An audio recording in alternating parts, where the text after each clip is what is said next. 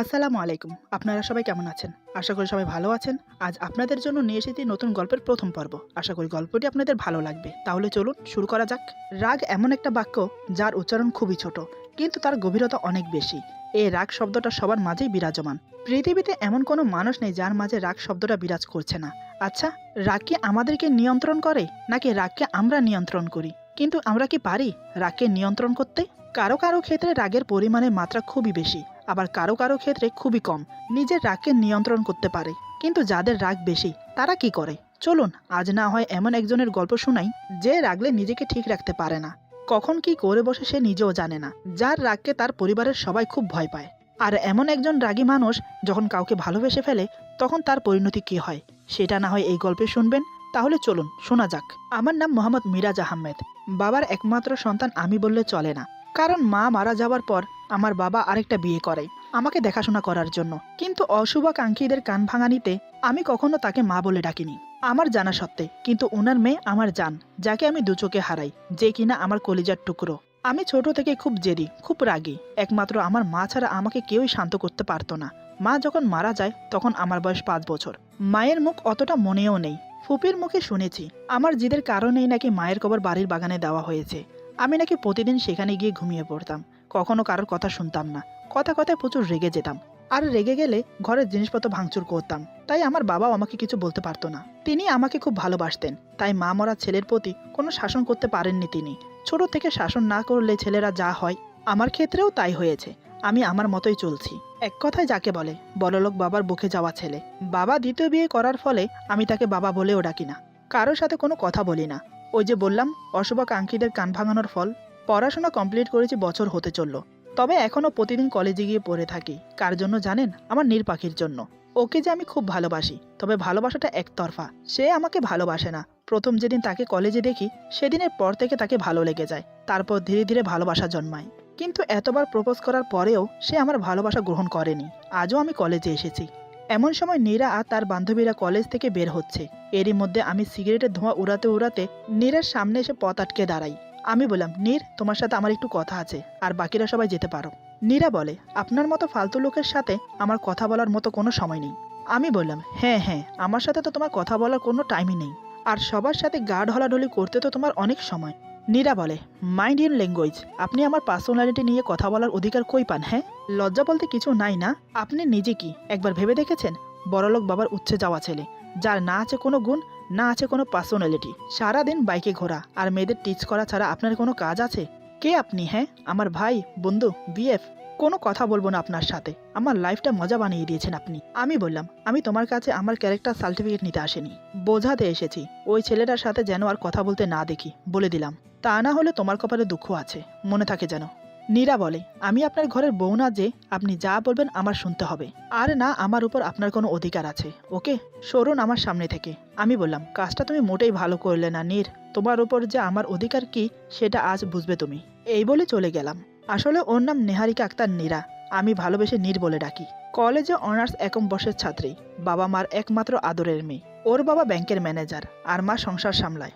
সংসার সামলানো কিন্তু চারটিখানি কাজ না, যে করে সে জানে। আমাকে নাকি কোনো দিক থেকেই ভালো লাগে না নীরার। আর ভালোবাসবে তো দূরে থাকা আমাকে। আজ কয়েকদিন যাবৎ লক্ষ্য করছি নীর আমার ক্লোজ ফ্রেন্ড আশিকের সাথে কথা বলে। বারণ করা সত্ত্বেও আমার কোনো কথা শোনে না। আমার কোনো কথা পাত্তা না দিয়ে আমার সামনে আশিকের হাত ধরে গল্প করে। আমি লাস্টবার বারণ করতে আসছি আজ, কিন্তু নীরা আমার কথাগুলো পাত্তা না দিয়ে পরে আশিকের সাথে বাসায় যাওয়ার জন্য বেরিয়ে যায়। ব্যাপারটা আমার হজম হলো না, তাই আমি রাস্তায় গাড়ি নিয়ে আশিকের বাইকের সামনে দাঁড় করাই। আমার সাথে আরো কয়েকজন ছিল। তারপর দুজনকেই জোর করে গাড়ির ভেতরে তুলে নেই। আশিকের মাথায় বন্দুক ঠেকিয়ে রাখে, তাই সে ভয়ে কিছু বলতে পারছে না। জীবনের মায়া কার না থাকে বলেন? তাই চুপ করে আছে। এদিকে নীরা বাঁচাও বাঁচাও বলে চিৎকার করে যাচ্ছে। ওর চিৎকারে আমার কানে তালা লেগে যাচ্ছে। মেজাজটা বিগড়ে যায়, তাই কষে একটা থাপ্পড় মারি। এক থাপ্পড়ে নীরা জ্ঞান হারায় আর আমার গায়ে ঢলে পড়ে। আমি আমার হাত দিয়ে ওকে আগলে রাখি। প্রায় ঘন্টাখানেক লাগলো বাংলোতে পৌঁছতে। আমার বাবার 4-5টা বাড়ি আছে, তার মধ্যে একটা বাড়ি আমার খুব পছন্দ, তাই সেটাকে আমি আমার জন্য ইউজ করি। যখনই বেশি মন খারাপ হয়ে যায় তখন এই বাড়িতে চলে আসি একাকিত্বভাবে সময় কাটানোর জন্য। নীরাকে নিয়ে এই বাড়িতেই এসেছি। বাড়ির ভেতরে প্রবেশ করে গাড়ি থামতেই নীরাকে পাজা কোলে করে নিয়ে একটা রুমে নিয়ে রাখি। অন্য রুমে আশিককে বন্দি করে রাখি। কিছুক্ষণ পর নীরার যখন জ্ঞান ফিরিল তখন নিজেকে সুন্দর একটা ফুলে ভরা বিছানায় আবিষ্কার করে। আসলে আমি বিছানাটাকে ফুল দিয়ে সাজিয়েছিলাম শুধুমাত্র নীর পাখির জন্য। এদিকে নীরার রুমটা খুব ভালো লাগে, সে ঘুরে ঘুরে দেখতে থাকে। সে ভুলেই গেছে সে কিভাবে এখানে এসেছে। হঠাৎ মনে হতেই তখন ওর আশিকের কথা মনে পড়ল। এমন সময় আমি রুমে প্রবেশ করি। আমি বললাম, আমার নীর পাখিটা কি করছে? নীরা বলে, মানে কি এসবের? আশিক কই? আমি বললাম, মরেনি, জীবিত আছে। এখনো যদি আমার কথা না শোনো তাহলে ওর কি হবে আমি নিজেও বলতে পারছি না। নীরা বলে, কি করবেন আপনি? আমি বললাম, আমার কথা না শুনলে মেরে ফেলবো ওকে। নীরা বলে, আপনি মানুষও খুন করেন? আমি বললাম, না, কখনো করিনি, তোমার জন্য এই প্রথম করব যদি তুমি আমার কথা না শোনো। নীরা বলে, আপনি কিন্তু মোটেই ভালো করছেন না, আমি কিন্তু পুলিশের কাছে যাব। আমি মুচকি হেসে বললাম, আমার নীর পাখিটার এত কষ্ট করতে হবে না, পুলিশ আমার সাথে এখানেই আছে। আশিককে মারার পর উনি অ্যাক্সিডেন্ট কেস বানিয়ে চ্যাপ্টার ক্লোজ করে দেবে। নীরা বলে, আপনি কেন করছেন এটা? প্লিজ আমাকে ছেড়ে দিন, আমাকে আমার মতো বাঁচতে দিন। আমি বললাম, নীর পাখি, আমি তোমাকে শুধু পেপারে ফর্মালিটিতে বিয়ে করব, যাতে তোমার উপর আমার অধিকার থাকে। ছোট্ট একটা সই দিয়ে তুমি বাসায় চলে যাও, ব্যাস। নীরা বলে, আমি আপনার সব কথা শুনবো, প্লিজ শুধু এই কাজটা আমি করতে পারবো না। আমি বললাম, ঠিক আছে নীর, তুমি বাসায় যাও। নীরা বলে, আশিক? আমি বললাম, ওকে তো আমি ছাড়ছি না, মরতে হবে ওকে। ওকে বারণ করেছিলাম তোমার সাথে কথা না বলতে, কিন্তু ও আমার কথা শুনে নাই। নীরা বলে, কি চান আপনি? আমি বললাম, এই পেপারটাতে জাস্ট একটা সই। নীরা বলে, কোথায় সই করতে হবে? আমি বললাম, এই তো আমার নীর পাখি, এখানটায়। নীরা বলে, আগে আমি আশিককে আমার সামনে চাই। আমি বললাম, তুমি সইটা করে দাও, আমি ওকে সশরীরে বাসায় পৌঁছে দেব, বিশ্বাস রাখো আমার উপর। নীরা তাচ্ছিল্যের হাসি দিয়ে বলে, বিশ্বাস? আর আপনাকে? আজ যে কাজটা আপনি করেছেন তারপর আপনার মুখটা দেখতেও আমি রাজি না। Just hate you, just hate you. আমি বললাম, এমনটা বলো না নীর, এই মিরাজ তার নীরকে পাওয়ার জন্য যে কোনো কাজ করতে পারে, তার জন্য আমাকে কাউকে খুন না কেন করতে হয়?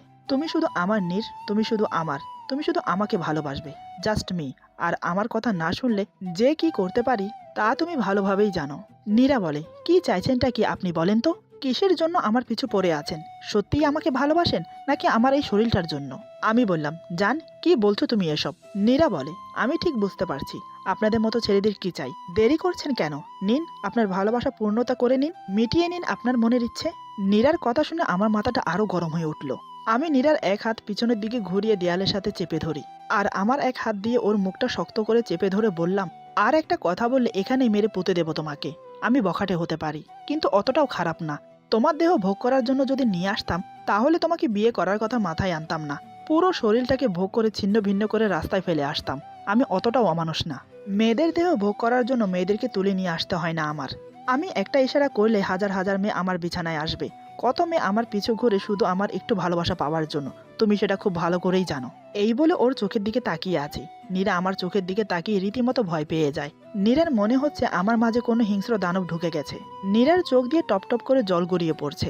আমি নীরার গালটা এমন করে ধরেছি যে নীরার ঠোঁট কেটে গাল বেয়ে রক্ত পড়ছে। হঠাৎ আমার হাতে গরম কিছুর অনুভব করতেই বুঝতে পারলাম ব্যাপারটা। আমি তাড়াতাড়ি নীরাকে ছেড়ে দিয়ে ওকে নিয়ে ব্যস্ত হয়ে পড়ি। নীরা ফুফিয়ে ফুফিয়ে কাঁদতে থাকে। আমি চেঁচিয়ে বললাম, মাইনকা, এ মাইনকা, কই গেলি, জলদি আয়। মানিক দৌড়ে এসে বলে, জি স্যার। আসলে ওর নাম মানিক, আমি ওকে মাইনকা বলে ডাকি। আমার বাড়ির কেয়ারটেকার, আমি না থাকা সত্ত্বে ও সবকিছু দেখভাল করে। আমি বললাম, তাড়াতাড়ি ওষুধের বক্সটা নিয়ে আয়। আমার কথা শুনে মানিক দৌড়ে গিয়ে ওষুধের বক্সটা নিয়ে এসে আমার হাতে দিয়ে চলে গেল। সে খুব ভালো করেই জানে এ সময় এখানে দাঁড়িয়ে থাকলে ওর কপালে দুর্গতি আছে। আমি ওষুধের বক্সটা নিয়ে নীরার কাছে গিয়ে ফ্লোরে বসে পড়লাম, কিন্তু আমার হাত কাঁপছে। নীরার ঠোঁটে ওষুধ লাগাতে গেলে নীরা আমার কাজকর্ম দেখে অবাক হয়ে যায়। এইমাত্র যে ব্যবহার করলাম আর এখন যা করছি এইটাই যেন ওর বোধগম্য হচ্ছে না। আমি বললাম, জান, তুমি এখন এখানে বিশ্রাম করো। নীরা বলে, আমি বাসায় যাব। আমি বললাম, ঠিক আছে, এখানে একটা সই করে দাও, তোমাকে বাসায় রেখে আসি। নাও, তাড়াতাড়ি করো। নীরা বলে, আমি একাই যেতে পারবো, আপনার যেতে হবে না। আমি কর্কশ কণ্ঠে চেঁচিয়ে বললাম, তোমার কাছে আমি জানতে চেয়েছি আমাকে কি করতে হবে? নীরা আমার চিৎকার শুনে তাড়াতাড়ি সই করে দেয়। আজ আমাকে নীরা খুব ভয় পাচ্ছে, কারণ এতদিন আমার এই রূপ নীরার কাছে অচেনা ছিল। তাই আমি বললাম, চলো তোমাকে বাসায় নামিয়ে দিয়ে আসি। আর হ্যাঁ, কাল থেকে আমার কথা মতো চলবে। কিছু করার চেষ্টা করলে আমার থেকে খারাপ আর কেউ হবে না। আর একটা কথা, এইসব টাইট ফিটিং জামা কাপড় একদম পরবে না, ঠিক মতো খাবে, বাসা থেকে কোনো কাজ ছাড়া বের হবে না, কোনো ছেলের সাথে কথা বলবে না, আমার রাগ উঠবে এমন কোনো কাজ করবে না। আমার রাগের সামনে যে আসবে সে কিন্তু শেষ হয়ে যাবে। কি মনে থাকবে? নীরা নিচের দিকে তাকিয়ে মাথা নেড়ে হ্যাঁ বলল। মেয়েটা অনেক ভয় পেয়েছে আজ, আমি সেটা বেশ বুঝতে পারছি। আমি বললাম, নীর পাখি, একদম ভয় পেও না, আমি তো তোমার জন্যই এসব করেছি। তুমি যদি সকালে আমাকে অধিকারের কথা না বলতে তো আজ এত কিছু হতো না, আর একদিক দিয়ে ভালোই হয়েছে। তোমার উপর আমার অধিকারটা পার্মানেন্টলি হয়ে গেল খুব জলদি। তোমাকে আমার কাছে নিয়ে আসবো জান।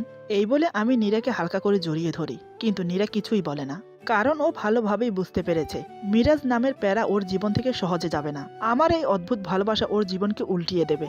তারপর আমি নীরাকে তার বাসার সামনে নামিয়ে দিয়ে চলে আসি। এদিকে নীরা বাসা আসতে ওর মার হাজার প্রশ্নের ঝড় ওঠে, কিন্তু নীরা কোনো উত্তর দেয় না। কি বলবে সে? তাই হাজার প্রশ্নের মধ্য দিয়ে ও রুমে ঢুকে দরজা বন্ধ করে দেয়। তারপর বিছানার ওপর টান হয়ে শুয়ে পড়ে। নীরা বিছানায় শুয়ে বিড়বিড় করে বলে, কি স্বপ্ন নিয়ে আমি কলেজে গেলাম, আর আমার সাথে এসব কি হচ্ছে? কোন কুক্ষণে যে ওই কলেজে ভর্তি হলাম আল্লাহই জানে। সেই প্রথম দিন থেকে বদমাশ আমার পিছনে পড়ে আছে। ওর জন্য কলেজে কোথাও শান্তিতে বসতেও পারি না। একটা ছেলে এতটা খারাপ কি করে হতে পারে? আমার জীবনটা নষ্ট করে দিল। ও কত বড় বেয়াদব ছেলে। আমি কি করে আজকের কথাটা বাসায় বলবো? ও যদি আমার মা বাবার কোনো ক্ষতি করার চেষ্টা করে, ওর মতো জানোয়ারের কোনো বিশ্বাস নেই। আমাকে কিছু একটা করতে হবে, যাতে ও আমাকে নিজে থেকেই ছেড়ে দেয়। এইসব ভাবতে ভাবতে কখন সে ঘুমিয়ে গেছে নিজেও টের পায়নি।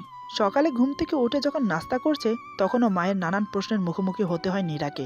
তারও কারণ আছে, কারণ নীরার গালে 5 আঙ্গুলের দাগ, তার সাথে ঠোঁটের নিচে ব্যান্ডেজ। এসব দেখে মা বাবার চিন্তা হবারই কথা। নীরা এক কথায় উত্তর দিয়ে দিল, কাল বন্ধুদের সাথে নদীর পাড়ে ঘুরতে গিয়েছিলাম, সেখানে পা পিছলে পড়ে গিয়ে এমনটা হয়েছে। কিন্তু নীরার পরনের পোশাক দেখে খানিকটা অবাক হয়, তারপরও কিছু বলে না। নীরা নাস্তা করে কলেজে চলে আসে। এদিকে কলেজের সবাই নীরাকে দেখে রীতিমতো তামাশা শুরু করে দেয়, কারণ নীরা আজ পদ্মার মতো ঢিলা সালোয়ার কামিজ পরে কলেজে এসেছে। যে মেয়েটার স্টাইল দেখে যে কোনো ছেলে হুমড়ি খেয়ে পড়ে, আজ সে মেয়ে সবার কাছে হাসির পাত্রী হয়ে গেল। কলেজের বাইরে বেঞ্চ পাতা ছিল, সেখানে বসে নীরা কাঁদতে থাকে। এমন সময় আমি এসে নীরার সামনে দাঁড়ালাম। আমি বললাম, আমার নীর পাখিটা কাঁদছে কেন? নীরা বলে, এবার আপনি শান্তি পেয়েছেন তো? সবার সামনে আমি জোকার হয়ে গেলাম। আমি চেঁচিয়ে বললাম, কে বলেছে তোমাকে এই কথা? আমাকে একবার বলো, কার এত বড় সাহস আমার নীরুকে কাঁদায়? আমার চিৎকার শুনে ভয়ে আশেপাশের সবাই দৌড়ে চলে যায়। নীরা ভালোভাবেই জানে আমি রাগলে আর কারণ নিস্তার নেই, তাই প্রসঙ্গে পাল্টে বলে, আপনার সাথে একটা কথা ছিল। আমি বললাম, বলো না জান, আমি তো তোমার কথা শোনার জন্যই আছি, বলো। নীরা বলে, আমার একটা ছেলের সাথে 3 বছরের সম্পর্ক আছে। 3 বছরের সম্পর্কে কি কি হতে পারে নিশ্চয়ই আপনার ধারণা আছে। তো প্লিজ আমাকে। কথাটা শেষ করতে পারে না, তার আগে আমি নীরের গালে সজোরে থাপ্পড় মেরে দিই। নীরা টাল সামালতে না পেরে মাটিতে পড়ে যায়। আমি নীরের 2 বাহু শক্ত করে ধরে টেনে তুলি। নীরা আমাকে দেখে চমকে ওঠে, কারণ আমাকে কাল যেমন থেকে ভয় পেয়েছিল, আজ ঠিক তেমনই দেখছে। আমি বললাম, তোর একজন কেন, 100 জনের সাথে রিলেশন থাকলেও আমি তোকে ছাড়বো না, কিন্তু তোকে সবাইকে ছাড়তে হবে। না পারলে আমি বাধ্য করব। দ্বিতীয়বার এমন কথা মুখে আনার আগে 2 বার ভাববি, কথাটা যেন মনে থাকে। আমার কথা শুনে নীরা চুপ মেরে যায়। আমি নিজেকে কিছুটা স্বাভাবিক করে বললাম, তুমি ভুলে যাচ্ছ যে তুমি এখন শুধু আমার পছন্দের মানুষ নেই, আমার বউ তুমি। আমার জীবনের সাথে তোমার জীবন জড়িয়ে গেছে। প্লিজ নীর, তুমি ভালোভাবেই জানো আমি মরে গেলেও তোমাকে ছাড়বো না, তাই বাধ্য করো না আমাকে কারোর ক্ষতি করতে। তোমার মনে যদি কেউ থেকেও থাকে তাকে ভুলে যাও, এতে তোমার আর তার দুজনেরই মঙ্গল। যাও, ক্লাসে যাও। আমার কথা শেষ হলে নীরা চুপচাপ ক্লাসে চলে যায়, কিন্তু ক্লাসে আর কেউ ওর সাথে ভালোভাবে কথা বলে না। আমার জন্য এখন নীরার সাথে কেউ ভালোভাবে মেশে না, এমনকি স্যারও কিছু বলে না। নীরা ক্লাস থেকে বেরিয়ে এসে ক্যাম্পাসে বসে, তারপর ভাবতে থাকে আমি কি করে ওর থেকে মুক্তি পাবো। আল্লাহ, বলে দাও তুমি, কেন আমার সাথে এমন হচ্ছে? এভাবে আমি এখানে থাকতে পারবো না। এরই মধ্যে নীরার মা ফোন দেয়। নীরা ফোন রিসিভ করে বলে, হ্যাঁ মাদার ইন্ডিয়া, বলো। নীরার মা বলে, তোকে কতবার বলেছি আমাকে মাদার ইন্ডিয়া বলে ডাকবি না। আরে আমি বাঙালি মেয়ে, শুধু মা বললেই যথেষ্ট। নীরা বলে, আচ্ছা ছাড়ো, কেন ফোন দিয়েছো বলো। নীরার মা বলে, কই তুই, তাড়াতাড়ি বাসায় আয়। নীরা বলে, কেন, কি হয়েছে? নীরার মা বলে, আরে কাল বললাম না মিসেস মুনমুনের মেয়ের বিয়ের অনুষ্ঠানে যেতে হবে। নীরা বলে, মা আমি কোথাও যেতে পারবো না, তুমি আর বাবা চলে যাও। নীরার মা বলে, আমি তোর কোনো কথা শুনতে চাই না, তাড়াতাড়ি বাসায় আয়, তোর বাবা তোর জন্য বসে আছে, ভদ্রতা বলে কিছু আছে বুঝলি, জলদি আয়। নীরা একটু বিরক্ত হয়ে বলে, ঠিক আছে আসছি, উড়ে যাব নাকি? হ্যাঁ, টাইম লাগবে, রাখো। এই বলে ফোন কেটে দেয়। নীরা চলে যায় বাড়ির উদ্দেশ্যে। এদিকে আমি চলে যাই বাসায়। বাসায় ঢুকতেই আমার বোন দৌড়ে এসে আমার গলা জড়িয়ে ধরে। আমার সৎ বোন তিশা। তবে আমি কখনো ওকে সৎ বোন ভাবিনি, নিজের জীবনের থেকেও বেশি ভালোবাসি। তিশা বলে, ভাইয়া কই ছিলে তুমি এতক্ষণ? আমি সেই কখন থেকে রেডি হয়ে বসে আছি, আমার সব সাজ নষ্ট হয়ে গেল। আমি বললাম, আমার তিশা মনিটা দুনিয়ার সবচাইতে best, pretty, sweetie and beautiful, তোমার সাজার কি দরকার? আমি এখনই চট করে তৈরি হয়ে আসি, তুমি 5 মিনিট টাইম দাও। এমন সময় দরজার কাছে দাঁড়িয়ে রেবিকা বলে, বোনকে এত লাই দিও না, মাথায় চড়ে যাবে। রেবিকা মানে ইনি হচ্ছেন আমার সৎমা। আমি গম্ভীর গলায় বললাম, সেটা আমি বুঝবো, আপনার ভাবতে হবে না। রেবিকা বলে, কোথায় যাবে তোমরা? আমি বললাম, সেটা আপনার না জানলেও চলবে, নিজের গণ্ডির মধ্যে থাকেন, মা হবার চেষ্টা করবেন না। রেবিকার এসব কিছুর অভ্যাস হয়ে গেছে। আমার অনেক কঠিন ভাষাও উনি সহ করে নিয়েছেন, কিন্তু কোনোদিন কিছু বলেনি। তার একটাই আশা, আমি একদিন তাকে ঠিকই মা বলে মেনে নেব। এদিকে নীরার মার অভিসন্ধি ছিল অন্য কিছু। নীরাকে ওর মা শুধু বিয়ে বাড়িতে ভদ্রতা বজায় রাখতে নিয়ে যায়নি, ওনার বান্ধবী মিসেস মুনমুনের ছেলে পিয়াসের সাথে দেখা করানোর জন্য নিয়ে যায়। নীরার মার পিয়াসকে অনেক পছন্দ, কিন্তু নীরাকে বলে রাজি হবে না যেতে। তাই নীরার মা এই প্ল্যানটা করে নীরাকে নিয়ে যায়। এদিকে নীরা বিয়েতে যাবে বলে শাড়ি পরছে। আয়নার সামনে নিজেকে দেখে নীরা বলে, ধুর ধুর, সবাই মিলে আমার কলিজাটা টানাটানি করতে শুরু করেছে। আল্লাহ বাঁচাও আমাকে, এই শাড়ি পরে আমি কেমনে যাব। আসলে শাড়ি পরতে নীরার মা নীরাকে বলেছে। নীরা পরতে চায়নি, কিন্তু মায়ের জেদের কাছে হার মানতে হলো। নীরার মা বলে, কিরে তোর হলো, জলদি আয়, গাড়ি দাঁড়িয়ে আছে। নীরা বলে, আসছি। হে আল্লাহ, আর যাই হোক ওই গুন্ডার সাথে যেন দেখা না হয়। এই বলে গাড়িতে এসে বসে। কিছুক্ষণ পর বিয়ে বাড়িতে পৌঁছে গেল। বিয়ে বাড়িতে এসে নীরার ভালোই লাগছে, কারণ সবাই নীরার দিকে হাঁ করে তাকিয়ে আছে। আর থাকবে না কেন, আজ নীরা হলুদ শাড়ি পরেছে, সাথে ম্যাচিং কানের দুল, গলার মালা, ঠোঁটে লাল লিপস্টিক, কপালে টিপ, হাত ভর্তি হলুদ কাচের চুড়ি। একদম হলুদ পরীর মতো লাগছে নীরাকে। নীরা সবাইকে আর চোখে দেখে আর মনে মনে ভাবে, বাহ নীরা, তোকে তো মনে হচ্ছে অনেক সুন্দর লাগছে। সবাই তো হাঁ করে তাকিয়ে আছে, তার জন্যই তো ওই গুন্ডাটা তোর পিছে পড়ে আছে। বসে বসে নীরা এসবই ভাবছে, কিন্তু সে বুঝতেই পারল না এত মানুষের মধ্যে একজোড়া চোখ ওর দিকে ভয়ানক দৃষ্টিতে তাকিয়ে আছে। সে আর কেউ নয়, সে হলাম আমি। আমি মনে মনে বলছি, ওর সাহস কি করে হয়, এত সে যে কোথাও আসা।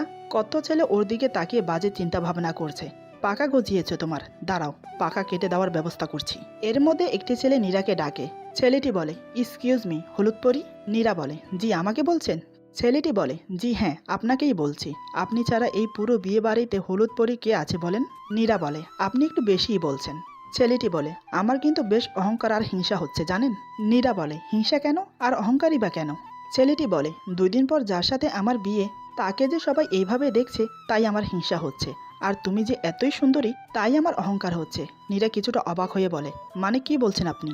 ছেলেটি বলে, আসো আমরা ওইখানটায় বসে কথা বলি। নীরা বলেন, না, যা বলার এখানে বলেন, না হলে না বলেন। ছেলেটি বলে, আচ্ছা আচ্ছা কুল, এখানেই বলছি। হাই, আমি পিয়াস, যার বিয়েতে এসেছেন, আমি তার ভাই। এই বলে পিয়াস হাত এগিয়ে দেয়। নীরা হাত মিলাতে যাবে, তখনই দেখে আমার রাগী চোখ ওর দিকে এগিয়ে আসছে। নীরা আমাকে দেখেই উল্টো দিকে দেয় দৌড়। পিয়াস হাঁ হয়ে থাকে নীরা যাওয়ার দিকে। নীরা বিড়বিড় করে বলে, আল্লাহ এটা কি হলো, যেটা চাই না তুমি সেটাই 2 হাত ভরে দাও। আমি এখন কই যাই, আর বেশি কিছু ভাবার সময় পাইনি নীরা। তার আগেই আমি সামনে থেকে এসে নীরার হাত ধরে টানতে টানতে একটা ফাঁকা রুমে নিয়ে এসে রুম লক করে দিই। ততক্ষণে নীরা ভয়ে হাত পা কাঁপছে। নীরা কাঁপা কাঁপা গলায় বলে, প্লিজ আমাকে মারবেন না, আমি আর কোনো দিনও। পুরো কথা বলতেই পারে না, তার আগেই আমি নীরার 2 হাত শক্ত করে ধরে নিজের বুকের সাথে চেপে ধরি। নীরার ঠোঁটে নিজের ঠোঁট ডুবিয়ে দেই। 2 হাত ছেড়ে দিয়ে ওর কোমর ধরে নিজের সাথে মিশিয়ে নিলাম। 2 হাতে কোমর খুব শক্ত করে খামচে ধরলাম। তাতেই নীরা গুঙিয়ে ওঠে। আমি আমার মতো ওর ঠোঁট চষে যাচ্ছি, যতক্ষণ পর্যন্ত না ওর ঠোঁটের লিপস্টিক উঠে না যাচ্ছে। যেভাবে নীরাকে ধরে রেখেছি, নীরা নড়তেও পারছে না। নীরা অজানা এক অনুভূতিতে হারিয়ে গেছে। কিছুক্ষণ পরেই নীরা ছটপট করছে। একের পর এক আঘাত আর সহ করতে পারছে না। এরই মধ্যে আমি নীরাকে ছেড়ে দেই। আমি নীরাকে ছাড়ার পর নীরা চোখ বন্ধ করে চুপটি মেরে দাঁড়িয়ে কান্না করতে থাকে। আমি খেয়াল করলাম ওর 2 হাতে চুড়ি ভেঙে হাত কেটে গেছে, তার উপর ঠোঁটে রক্ত জমে গেছে। শুধু তাই নয়, কোমরে খামচে ধরার ফলে 2 দিক দিয়ে কোমর পুরো লাল হয়ে গেছে, 5 আঙ্গুলের দাগ বসে গেছে। তাতেও আমার একটু মায়া হলো না। আমি রাগিত কণ্ঠে বললাম, কান্না বন্ধ করো নীর। নীরা নীরবে চোখের পানি ফেলে যাচ্ছে। আমি বললাম, কি থামবা নাকি আবার কিস করব?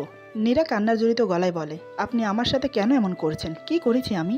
আমি বললাম, তুমি ওই ছেলের সাথে কথা বলছিলে কেন? নীরা বলে, আমি তো কথা বলিনি, উনিই তো। আর বলতে পারলো না। আমি বললাম, উনি তো কি, যে তোমার সাথে কথা বলতে আসবে তুমি তার সাথেই কথা বলবে? কি ভেবেছিলে আমি জানতে পারবো না? নীরা বলে, আমি তো জাস্ট। আবার চুপ হয়ে যায় আমার চোখ দেখে। আমি বললাম, নীর পাখি, আমি তোমাকে বলেছিলাম না এমন কোনো কাজ করো না যাতে আমার রাগ উঠে যায়। এত সেজে এসেছো কেন? হ্যাঁ, সবাই কেমন করে তাকিয়ে আছে তুমি জানো?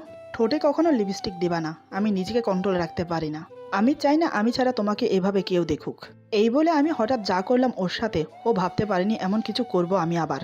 একটা মানুষ কতটা ভয়ঙ্কর হতে পারে তা নীরার জানাই ছিল না। সে ভয়ে থরথর করে কাঁপছে আবার আমার এই অমানুষিক রূপ দেখে। ও যেন সেখানেই জ্ঞান হারাবে। এরপর যা হলো। আজকের গল্প এখানে সমাপ্ত। গল্পের বাকি অংশ পেয়ে যাবেন আগামী পর্বে। আশা করি গল্পটা আপনাদের ভালো লাগবে। সবাই ভালো থাকবেন, সুস্থ থাকবেন। আল্লাহ হাফেজ।